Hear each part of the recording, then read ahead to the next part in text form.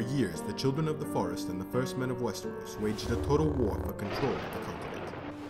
Eventually, a pact was reached on the Isle of Faces, and for the next 4,000 years, Westeros saw peace and prosperity.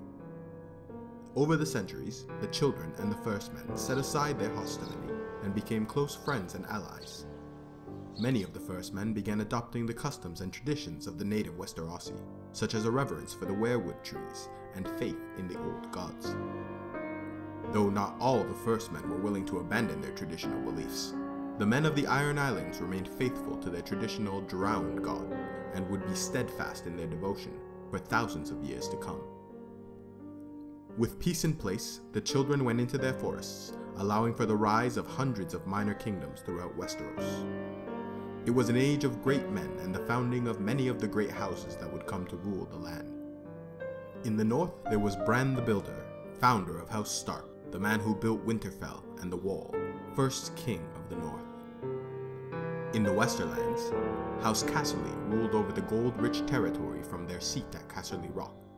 That is, until Lan the Clever, using only his wits, swindled the Casterlys and took control of their ancestral home. And so, House Lannister was born.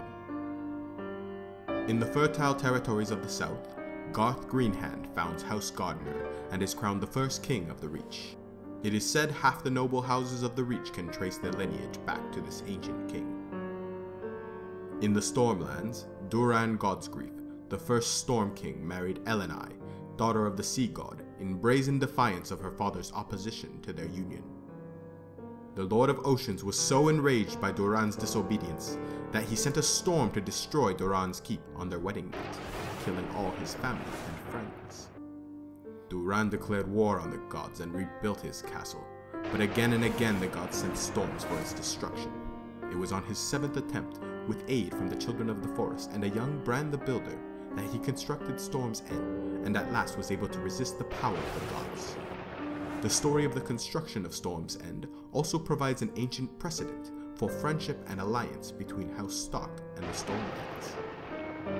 In the Iron Islands, the Grey King, with the aid of the drowned god, slays the sea dragon Naga and uses its bones to build his great hall. He ruled the Iron Islands for 1,000 years and founded House Greyjoy. The Age of Heroes saw the men and women of legend in their prime. It was a time of great magic and power. But the era of peace and prosperity brought by the Pact could not last forever. After 4,000 years of peace, a new threat rose in the bitter north, and the long night was coming.